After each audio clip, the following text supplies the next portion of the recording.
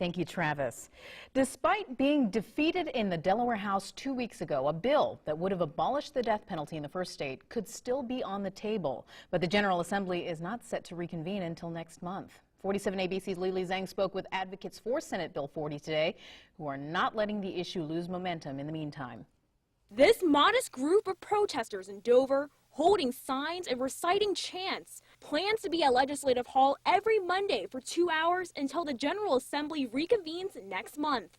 They're calling this Moral Monday in an effort to sway lawmakers to reconsider their choice of not repealing the death penalty in Delaware. Their numbers might not be great, but they're hoping their message will spread, their numbers will grow, and that legislators will listen. This is not my first time coming and having, justice stomped out on the middle of the House floor, the Senate floor. So my thought is that, we're tired of coming for their votes and we're preparing to come for their seats. Chandra Pitts was in the room when the Delaware House voted against Senate Bill 40, which would have done away with capital punishment in the first state.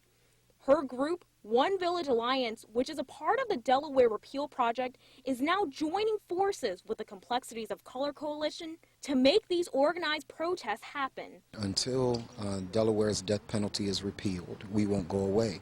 Coalition Executive Director Dr. Donald Morton claims capital punishment is racially biased, with 70% of inmates on death row in Delaware being people of color. According to Dr. Morton, defendants from lower economic backgrounds are more likely to receive the ultimate punishment. Many would suggest to us that the system is broken. I would suggest that this system is doing exactly what the system was designed to do centuries ago. And so it is our responsibility to dismantle this system and to resurrect one that is far more just and far more equal. Opponents of repeal argue the death penalty is the only fitting punishment for the most heinous offenses. Pitts tells 47 ABC she does believe punishments need to be in place, but life sentences should be the limit. As for Morton, he says the question is not whether or not a person should die. The question is whether or not the state should be the executor of a person's life, and we believe absolutely and unequivocally no.